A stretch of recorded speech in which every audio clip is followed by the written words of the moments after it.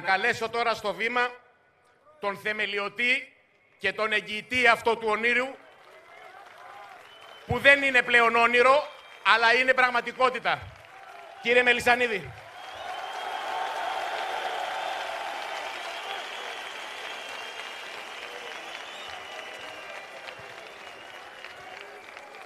Σεβασμιότατε.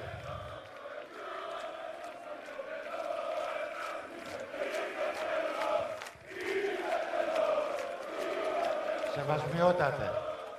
Κύριοι Υπουργοί, κυρίες και κύριοι, αγαπητοί φίλες και φίλοι, φίλαθλοι και οπαδοί της ΑΕΚ, είναι ορισμένες περιπτώσεις που το μέγεθος της στιγμής που ζεις σε ξεπερνά. Είναι οι στιγμές που έρχεσαι αντιμέτωπος με την ίδια ιστορία. Σε μια τέτοια στιγμή είναι και η απόψινή. Ο χώρος που βρισκόμαστε είναι στην κυριολεξία ιερός. Γιατί εδώ, σε αυτό το χώρο, πριν 90 χρόνια, οι πρόσφυγες από την Κωνσταντινούπολη, την Ανατολική Θράκη, τον Πόντο, την Καπαδοκία, την Ιωνία, τη Σμύρνη και το Αϊβαλί, λίγα χρόνια μετά τον ξεριζωμό και προτού ακόμα χτίσουν τα σπίτια για τους εαυτούς τους, σε παράγκες έμεναν, αποφάσισαν να χτίσουν το γήπεδο της αγαπημένης τους ομάδος, της ΑΕΚ. Ήθελαν πρώτα σπίτι για την ομάδα τους και μετά για τους εαυτούς τους. Γιατί η ΑΕΚ αντιπροσώπευε για αυτούς την πατρίδα που έχασαν. Αυτό ήταν η ΑΕΚ για τους ιδρυτές της. Αυτό ήταν το γήπεδο που έκτισαν το 1930 εδώ στο χώρο που βρισκόμαστε. Και επειδή ο χώρος αυτός συμβόλιζε στην κυριολεξία τα ιερά και τα όσια προσφύγων, επειδή ήταν η στέγη, το σπίτι της προσφυγιάς, γι' αυτό το λόγο το χαρακτήρισα ιερό στην αρχή της ομιλίας μου. Εδώ δούλεψαν εθελοντικά εκατοντάδες πρόσφυγες, προσφέροντας από αυτά που δεν είχαν για να χτιστεί το γήπεδο της ΑΕΚ. Εδώ αγωνίστηκαν οι αθλητές και οι ποδοσφαιριστές μας, γράφοντας την ιστορία της ομάδος μας. Εδώ σήκωσαν κύπελα και πρωταθλήματα οι παππούδες και οι πατεράδες μας. Εδώ σηκώσαμε κύπελα και πρωταθλήματα εμείς, η δική μας γενιά. Εδώ έγραψαν ιστορία και οι ανωδιοτελείς παράγοντες, όπως η αείμνηστη Χατζιωάννου, Γκούμας και Μπάρλος, που υπηρέτησαν την ΑΕΚ στηριζόμενα σε αρχές και αξίες που φωτίζουν και το δικό μας δρόμο. Μέχρι που η ΑΕΚ και οι φίλαθλοί της, όλοι εμείς και άλλες εκατοντάδες χιλιάδες, εκατομμύρια σε όλη την Ελλάδα, γίναμε και πάλι πρόσφυγες, αφού το 2003 χάσαμε και πάλι τη στέγη και το σπίτι μας.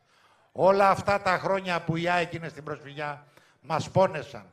Είδαμε την ομάδα μας να απαξιώνεται, να γίνεται αντικείμενο χλέβης, μέχρι που πήραμε την απόφαση να διεκδικήσουμε και πάλι τη θέση που της αξίζει στην ιστορία του αθλητισμού και του ελληνικού ποδοσφαίρου. Όπως για να διεκδικήσεις τη θέση που σου αξίζει, πρέπει να αρχίσεις από εκεί που ξεκίνησες, από τα θεμέλια. Και η ΑΕΚ ξεκίνησε από εδώ, από τη Νέα Φιλαδέλφια. Εδώ είναι τα θεμέλια της ΑΕΚ. Αυτά τα 4 χρόνια που είναι η νέα περίοδος της ΑΕΚ, κινηθήκαμε σε 3 άξονες. Ο ένας ήταν να δημιουργήσουμε ένα περιβάλλον υγιούς ανταγωνισμού στο ποδόσφαιρο, για να έχει κάθε νόημα, κάθε προσπάθεια που καταβάλουμε στους αγωνιστικούς χώρους. Και νομίζω ότι τα καταφέραμε. Τα πράγματα μπήκαν σε μια γραμμή. Οι εκλογές της ΕΠΟΣ γίνονται. Ο άλλος ήταν να εξηγιάνουμε την ομάδα σε όλους τους τομείς. Οικονομικό, οργανωτικό, προπονητικό κέντρο, υποδομές ακαδημίας και ποδοσφαιρικό δυναμικό της ομάδος. Και εδώ τα πράγματα μπήκαν σε μια γραμμή και φυσικά θα συνεχίσουμε τις προσπάθειές μας. Ο τρίτος άξονας ήταν το γήπεδο.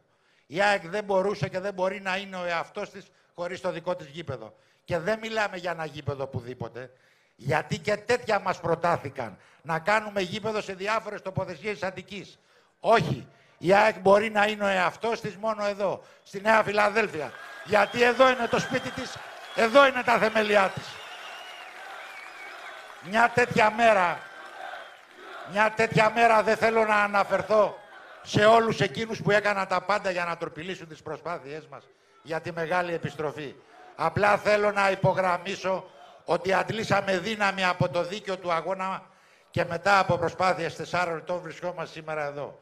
Να βάλουμε το νέο θεμόλιο ακριβώς πάνω από το παλιό, όπως επιβάλλει η ιστορία.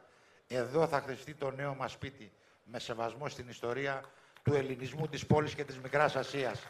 με σεβασμό στην ιστορία των προγόνων μας, του προσφυγικού ελληνισμού, με σεβασμό στην ιστορία της ΑΕΚ, με σεβασμό στην ιστορία και την παράδοση, με το βλέμμα όμως πραμμένο στο μέλλον, και παραδοσιακή και πρωτοπόρη ταυτόχρονα.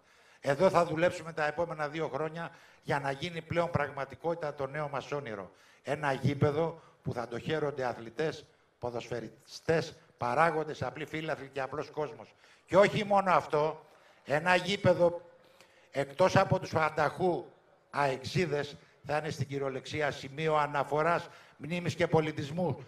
Όχι μόνο για τον προσφυγικό ελληνισμό, για τον κάθε Έλληνα. Γιατί η ιστορία της Μικράς Ασίας, του Πόντου και του προσφυγικού ελληνισμού είναι ιστορία όλων των Ελλήνων.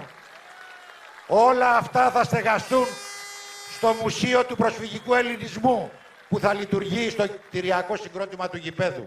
Ένα μουσείο μοναδικό του είδους του που θα είναι ανοιχτό 365 μέρες το χρόνο για άλλους επισκέπτες. Ένα μουσείο που θα είναι ανοιχτό για τα σχολεία όλων των βαθμίδων, για τα σχολεία της Αττικής, για τα σχολεία όλης της Ελλάδος, για την νεολαία μας. Στο σημείο αυτό ήθελα να απευθυνθώ στους κατοίκους Νέας Φιλαδέλφειας.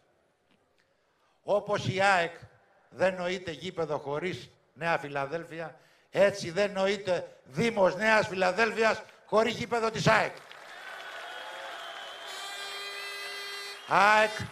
ΑΕΚ και Νέα Φιλαδέλφεια είμαστε ένα πράγμα. Είμαστε οι δύο όψεις στο ίδιο νόμισμα. Και αυτό θα το αντιληφθείτε όταν προσέρχονται οι φιλάθλοι κατά δεκάδες χιλιάδες στο γήπεδο, όταν προσέρχονται οι μαθητές και οι επισκέπτες από όλη την Αττική και από όλη την Ελλάδα στο Μουσείο του Προσφυγικού Ελληνισμού. Όταν θα επισκέπτονται τη Νέα Φιλαδέλφεια πάνω από 1 εκατομμύριο κόσμο στον χρόνο. Κυρίες και κύριοι, αγαπητές φίλοι και φίλοι, όπως είπα πριν από λίγο, σήμερα δεν είναι μέρα γκρίνιας, μιζέριας και μεψιμυρίας. Δεν θα αναφερθώ σε εκείνους που μας πολέμησαν και έβαλαν εμπόδια για να μην γίνει το γήπεδό μας. Ξέρω ότι και οι ίδιοι, οι περισσότεροι από εκείνους που πολέμησαν για να μην γίνει το γήπεδο, κάπου μέσα τους θα καμαρώνουν όταν δουν να ολοκληρώνεται και να γίνεται ένα στον ίδιο για την πόλη και για τον αθλητισμό. Ένα από τα πιο σύγχρονα και τα πιο όμορφα γήπεδα της Ευρώπης. Θέλω όμως να αναφερθώ σε όλους εκείνους που πίστεψαν στο όραμά μας και βοήθησαν με το ένα ή τον άλλο τρόπο στο να ξεπεράσουν τα εμπόδια και να φτάσουμε στη σημερινή ιστορική μέρα. Θέλω να τους ευχαριστήσω όλους αυτούς, να ευχαριστήσω τους αρχιτέκτονες, τους μηχανικούς, τους τεχνικούς συμβούλους, τους συνεργάτες, τους φίλους που ήταν κοντά μας όλα αυτά τα δύσκολα χρόνια. Θέλω επίσης να ευχαριστήσω τους εκπροσώπους της ελληνικής πολιτείας που εξυπηρέτησαν τα δίκαια αιτήματά μας ακολουθώντας τις επιταγές νομοθεσίας του ελληνικού κράτους και αγνοώντας τις φωνές μίσους και εμπάθειας. Όμως τελευταίους οφείλω να ευχαριστήσω τους φιλάθλους που πίστεψαν στο όνειρο, στο νέο Ρώμα και ήταν κοντά μας κάθε Κυριακή, στηρίζοντας την ομάδα, βρωτοφωνάζοντας γήπεδο στη Νέα Φιλαδέλφεια.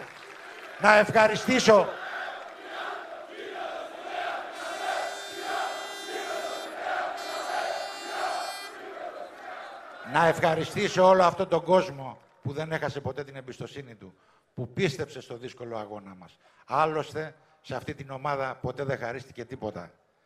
Όλα τα κατακτήσαμε και τα κερδίσαμε με αγώνες. Το ίδιο θα συνεχίσουμε να κάνουμε.